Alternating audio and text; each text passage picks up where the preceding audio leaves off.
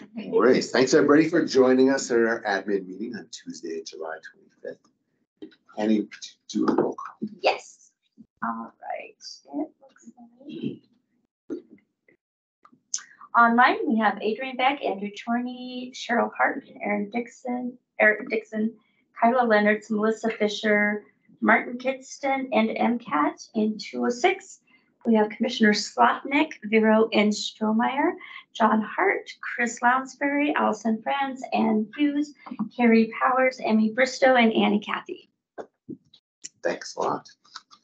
Before we begin, do we have any public comment on items not on the agenda? Okay, right. Seeing none, we can jump right to the consent agenda. Would anyone like to pull out any of these items and talk about them? Just curiosity, have we ever had different security at the fair? Has it always been the sheriff's department and police department? Sheriff's Department and Police Department. Yeah. And I'm very happy with both of them. But I was just curious. Okay. And I motion to approve the consent agenda. Right, any public comment? Okay, all in favor? Aye. Right, thanks a lot. Oh, okay. Only for the 24 years. For the two of them. So John, you have the first item. Hey, good morning, commissioners. Today I'm bringing a subdivision improvement agreement guarantee for the Pontiac Commercial Subdivision, Pontiac Commercial Development Subdivision. And I'm sure that you'll recall a little over 2 years ago, you guys gave preliminary approval to this commercial subdivision, which is at the intersection of Roller Coaster Road and Grand Am Way. Some streets that I'm not very familiar with, but it's a stone's throw from the Y. Yeah. Deschaux Lane, that country.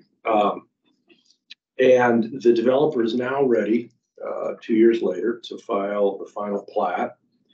But as is not uncommon, they have not completed all the infrastructure that's a condition of filing the final plat. And so they have proposed to secure their promise to build all the infrastructure with this improvements agreement. And the estimated costs of the improvements that are needing to be completed, which it's hard for me to interpret this description, but I'm guessing that it's utilities, a large fire tank for fire to hold water for firefighting capacity, and some other transportation infrastructure, which along with a 25% contingency and another 7% estimated for construction costs, grand total that they are securing is $636,570. And they have given Missoula County a irrevocable letter of credit from Trail West Bank in exactly that amount.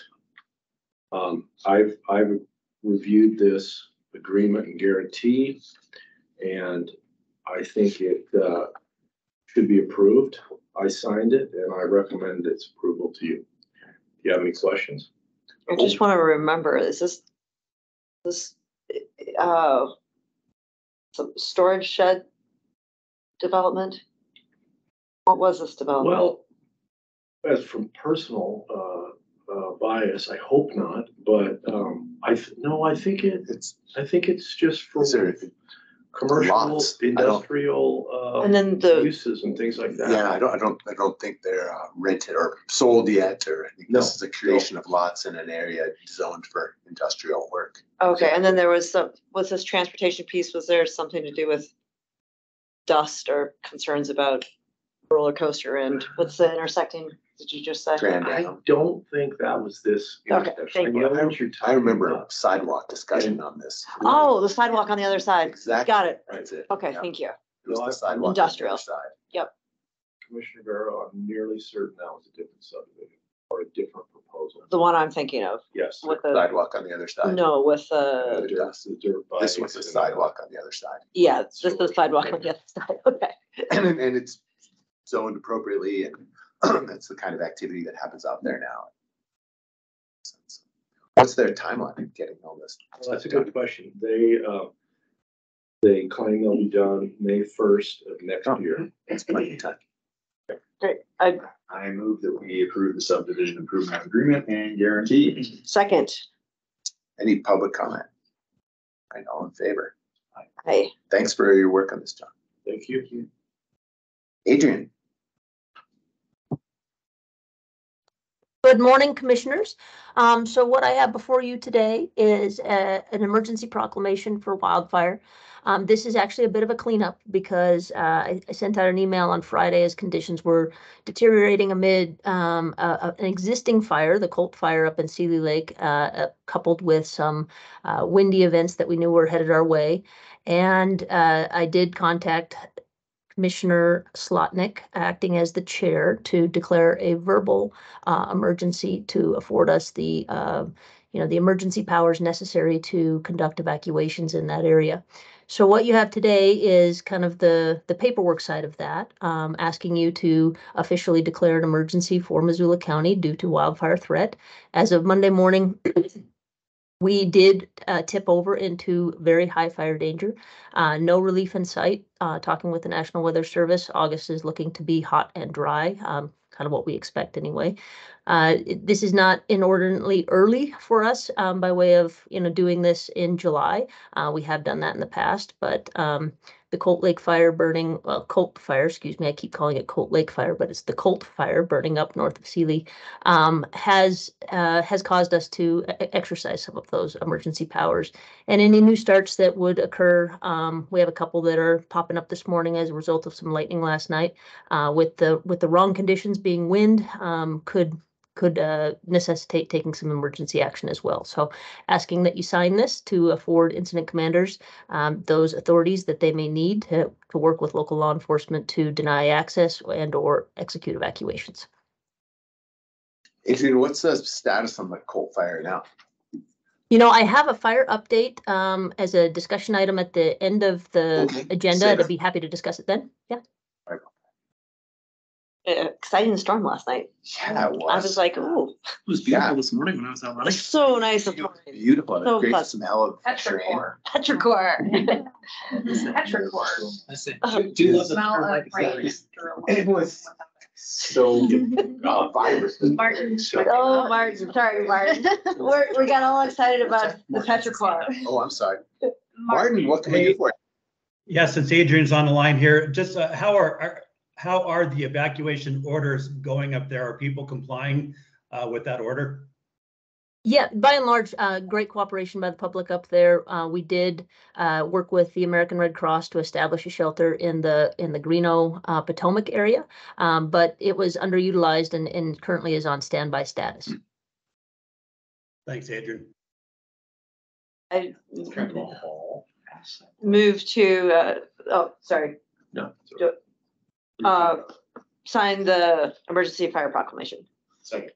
Any public comment? Okay, all in favor? Aye. Thanks, Adrian. Look forward to the update in a few minutes. Thank you. Okay, Kyla.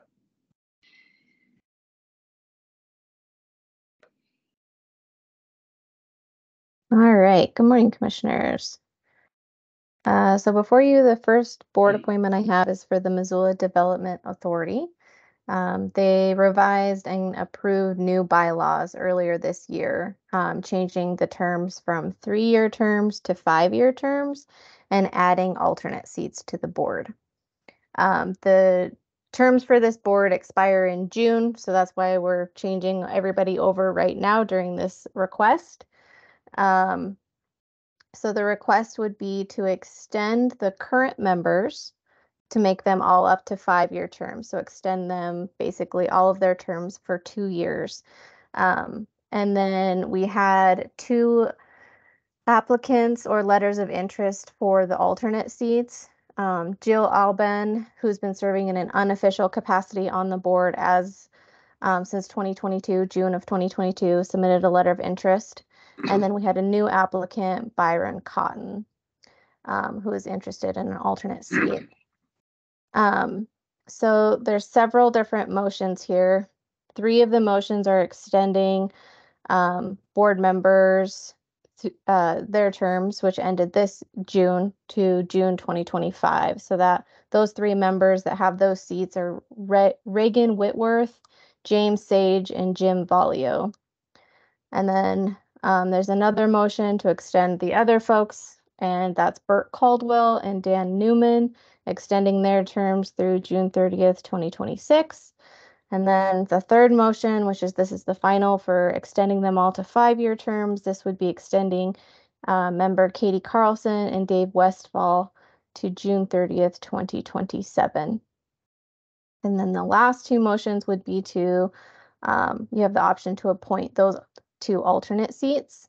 And again, that's Jill Alban, who submitted a letter of interest, or Byron Cotton. Is there So any one or the questions? other? Oh, sorry. You can go first if you want. I just wanted clarification. So we have 2 alternates available, or are we choosing between Jill and Byron, or? There's 2 alternate seats with the new bylaws, so they both could be seated should you wish to do that. I will tell you, I spoke with Flana briefly, and she did recommend giving Byron a seat. And Jill has obviously been involved in the board, so she would be supportive of seating both of them as an alternate. Well, I was going to add this, since I sit on this board as a non-voting member, all the people that Kylie just rattled off have been active, engaged, show up all the time, are in it, and I feel like it's a great idea to do the extensions according with the bylaws with those folks. And I was not able to be in on a conversation with Byron, but I witnessed Jill's performance, and she really adds a lot to this board. And given who she is and the demands on her time, we're really lucky to have her and be a great addition. We should make sure she remains. I agree with all of that, and I got to sit in on the interview with Byron, and while he doesn't have much experience, he's very grateful he's from Florida, came up to Missoula 14 years ago or so, if I'm getting this right, and is really committed to giving back to Missoula, because Missoula really helped him and his family become successful, and he wants an opportunity to contribute, and he'll be different than everyone else on this board, and I think that I want to offer him that opportunity. Great. I move that we reappoint and appoint everyone who you just mentioned there, Kyle. Yeah, we'll do what you said, Kyla. As we always do. Yeah. I'll take that as a second. And any public comment? Okay, all in favor? Aye. Thanks for riding herd on this. Yeah, thank you. Yes, that one was a little more meat than the usual. So I'm glad that we got that one. Okay, so the next board appointment I have before you is for the Open Lands Citizen Advisory Committee. We have 1 regular member seat that's vacant and 2 alternate seats that are vacant. We reopened this because of the board composition. We're needing rural applicants. We had 2 new applicants, Justin Iverson and Tracy Worley. So there's a regular member seat to fill through December 31st, 2025, and then the option to fill an alternate seat through December 31st, 2024.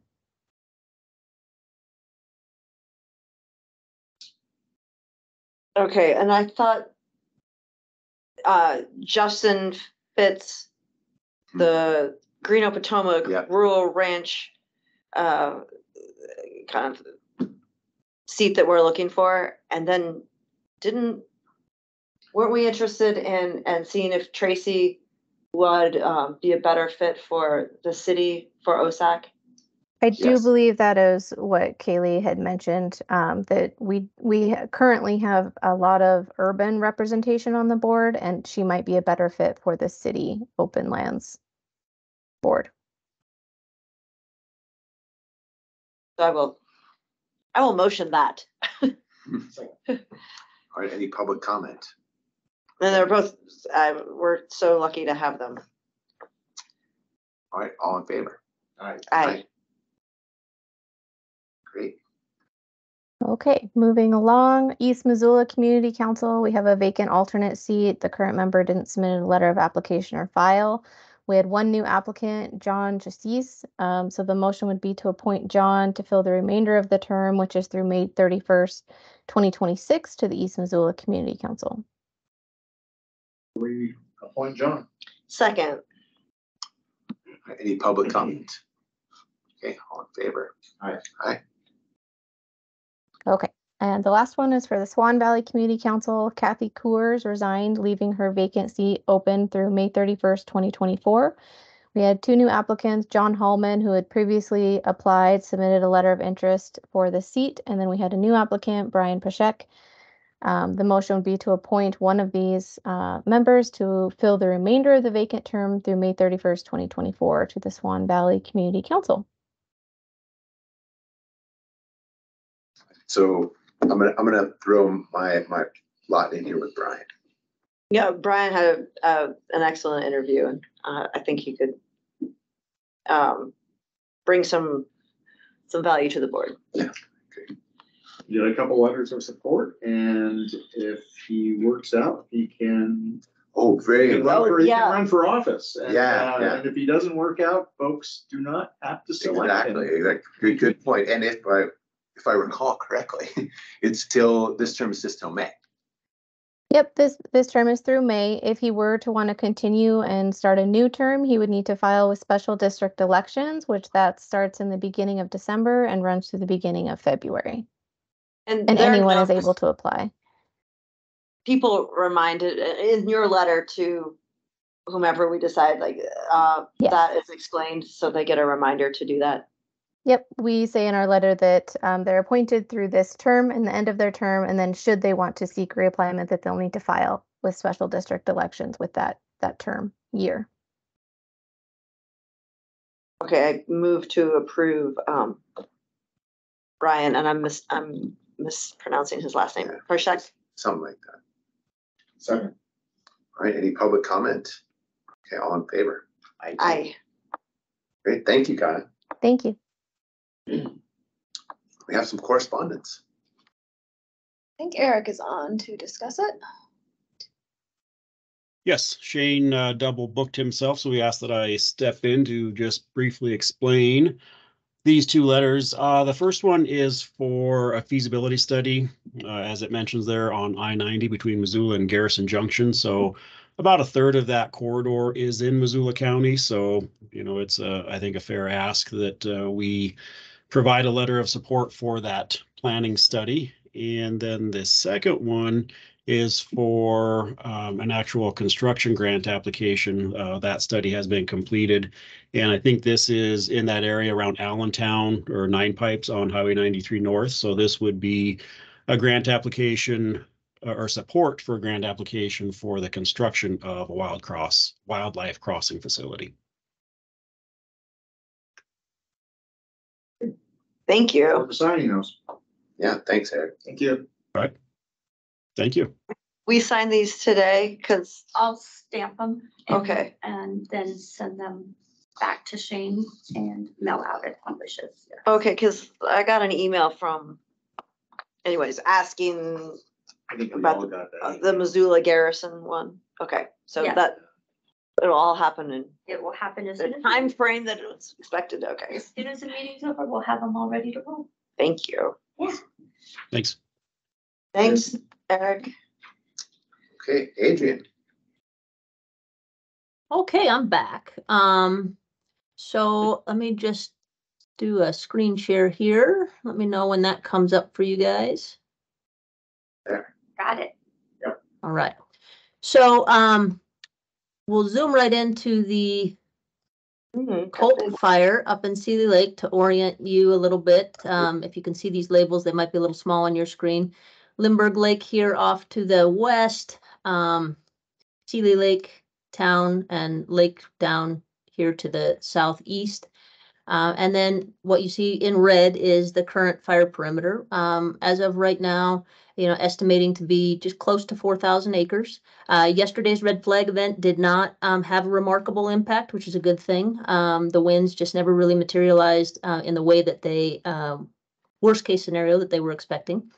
What you see on here are these pink dots. These indicate Montana identified structures. Not all of them are homes, but most of them are. And so when we talk about the evacuation orders that continue to be in place, kind of logically here, if you can see my cursor, or I could draw it for you if you can't. Just throw an arrow on. This area here is under an evacuation order. It encompasses about 12 primary residences. We are calling that kind of based on a local, the Rivero Flats area. As we head up to kind of the north of the fire, this is the Pierce Lake area. These homes that are here just kind of accessed off of the Beaver Creek Road are under an evacuation warning. And these are under a warning. Let's see if I can get rid of my drawing cursors here. And then as we head south, what we're expecting, just kind of based on how fires behave and just the terrain and the way that the weather comes in, that this fire is going to continue to kind of just march down to the southeast.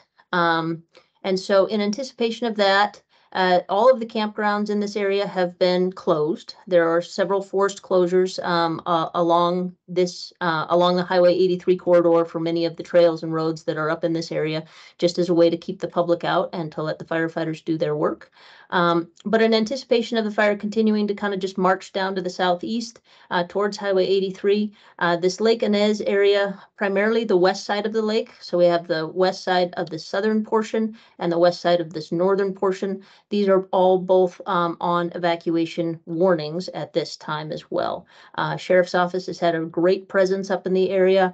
They're tied in with the complex incident management team that has taken over the fire, and really good communication going between those two entities as far as planning and establishing what we call management action points, where when the fire gets to a certain place, it kind of initiates different actions based on values at risk. And so some of those may be resource values at risk, some of those may be property values at private property values at risk, but working really good with their planning team, and can't say enough about the sheriff's engagement on this fire. It's been really great. Hey, Adrian, what does warning mean? So a warning is a way to kind of put people on notice, to say, look, the fire is headed your way. If you feel like you need more time to kind of gather your pets and your, all your things that would make it easy for you to evacuate quickly, now is the time to do that. We're trying to give people as much anticipation as possible that an evacuation order may be coming. And it's always our hope and intent to provide people with a warning ahead of an order. But sometimes these fires just move very quickly, very rapidly, and that we're not afforded that time. And the best case scenario is to have an orderly evacuation, and in almost all cases, we're able to accomplish that. But in the event that this fire really got up and moved or started spotting well ahead of the head of the fire, which is down in this area, we may not have a whole lot of time to, go and make individual face-to-face contact, have a conversation with every household, let them know what's going on. And in that case, we want them to be prepared for that. Thanks. Adrian, who ultimately makes that call? Is it the sheriff's office? So if you read in the emergency proclamation and per our emergency operations plan, we rely on the incident commanders to determine kind of the scale and scope of evacuation based on their expertise of fire behavior, fuels, anticipated weather events. But then the sheriff's office in this case is the kind of the tactical entity to carry out that evacuation and to help secure the area by way of blocking access and helping make those notifications. So it's a, they're kind of hip and hip. They're very coordinated in that decision making, because the fire incident commander may be saying, well, we need to evacuate this entire area. But then through a law enforcement lens, they may say, well, from a traffic control perspective, from a population protection perspective, maybe we need to expand it or contract it based on how the road network works. And so it very much is a joint conversation. Yeah. So, right now, kind of actions that are occurring, as I mentioned, we have a complex incident management team for your, that's a new term for folks. Over the last 2 years in the Northern Rockies, we've been transitioning to what they're calling complex incident management teams, as opposed to kind of the traditional type 1 and type 2 incident management teams.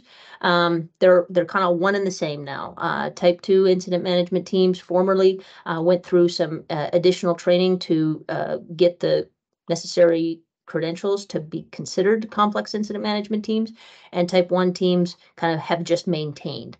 And so the team that is on this is a former type 1 team, now under the banner as a complex incident management team. It's a team we've worked with many times over the past several seasons.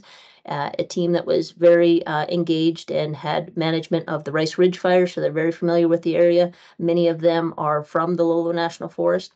I will say that this fire, its current footprint and is within DNRC's Department of Natural Resource and Conservation protection area. However, you know, it's wholly surrounded by both the excuse me, both the Flathead National Forest as well as the Lolo National Forest Sealy Ranger District. And so close coordination between the Forest Service and DNRC on this as well. So the team has quite a bit of resources. We're fortunate, you know, if we look at kind of the map as a whole, there's not a whole lot of big fire activity going on in our immediate area. So the fire has a lot of good resources available. They're working on some structure protection plans around Lake Inez, as well as, you know, kind of preemptively looking up in the Pierce Lake area, as well as potentially over into Lindbergh Lake, but not indicating that that is an immediate priority right now. Any other question? I will mention that there is a public meeting for the Colt Fire in Sealy tonight at 7 p.m. at the school. Looking for a good turnout there. We should have good representation, not only from the sheriff's office, our office, as well as the incident management team, to kind of just keep the community up there informed as to what's going on and what to expect. And then on Wednesday night, there will be another public meeting up in the Condon area, also at 7 p.m. If any of you are interested in more information on that, want to attend, please let me know. We can get you a spot on the agenda if you're so inclined. I did mention, based on Martin's question, you know, we've been working with the Red Cross to kind of establish any kind of services that may be needed for people who are evacuated from their homes. For reasons we don't really know and can't explain, we don't have a high utilization of evacuation shelters when we do evacuations, and so this played out for this one as well. It was a small handful of homes that were evacuated, but we did open up an evacuation center and really just didn't see any utilization of that. So it continues to be in standby mode. Red Cross is at the ready should the evacuation area expand, or should any of these evacuees reach out for assistance. We're kind of poised to help provide some services there. Moving on to just kind of what's going on right now. We have 2 new fires that we're just getting some intel on. This Big Knife fire started last night. It is about 80 acres as of this morning. Randy is getting the brief on that right now while I'm here with you, but it's right on the Lake County, Missoula County line. Not a whole lot in its way. We've seen a lot of fires up in this area in the past, and generally we expect that this fire will continue to kind of follow terrain and march to the east. But we're pretty engaged with Tribal Fire on this one, and we'll just keep monitoring that to see what resources they may need and how we may need to engage. There's a new fire reported. It's not even up on the map yet. Frenchtown Fire and the 9 Mile Ranger District have resources on scene. We're waiting for a little bit of an update on that one, but it's kind of in the Edith Peak area, top of 6 Mile. Not too concerning at this point, but we did take a lot of lightning last night along the Reservation Divide and farther to the south. So that's about what's going on right now.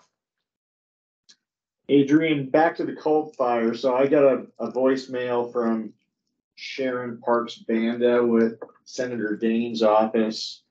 I've not returned her call yet, so I'm not exactly sure what she's looking for, but it relates to the coal fire. Has there been any outreach between Senator Daines and you on this? I'm just trying to anticipate what she might be interested in.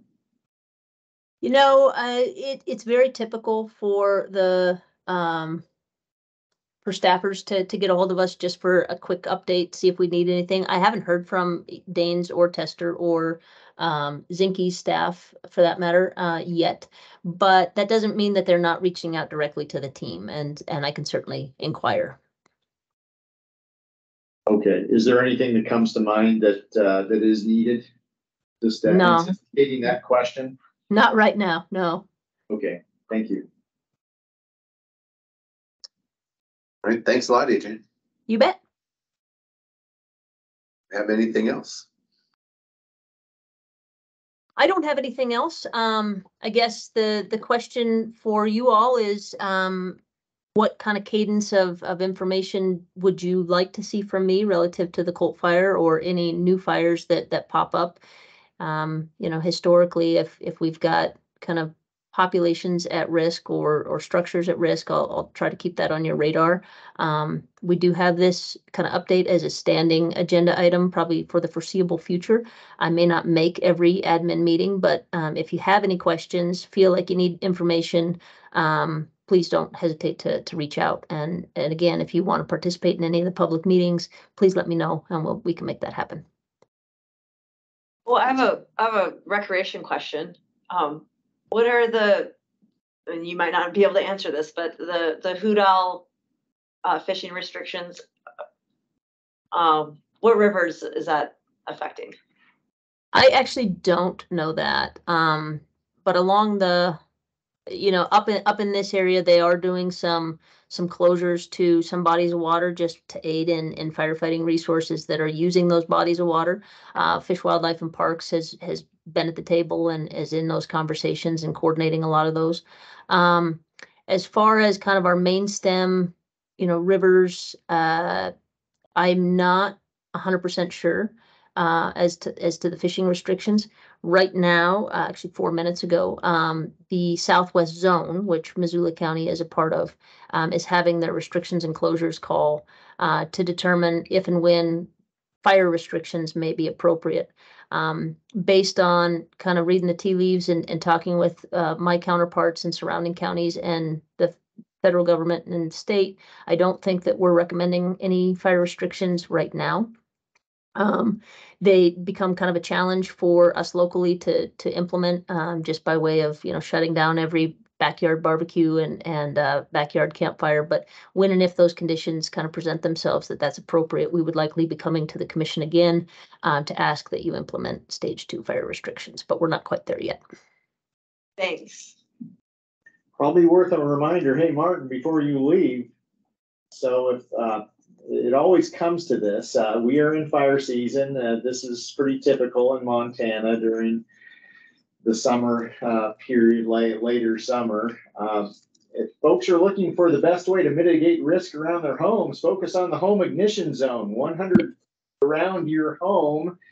And that's rather than pointing the finger or giving the finger across the fence to federal land management agencies or state land management agencies to do more work in the hinterland, what's going to make the difference between your home deteriorating into a pile of rubble and ash versus standing is doing work around your home within that 100-foot radius, such as cleaning pine needles out of your gutters, getting that pile of firewood off the deck, and many other tips that I'm sure Adrian and her staff could help inform folks on.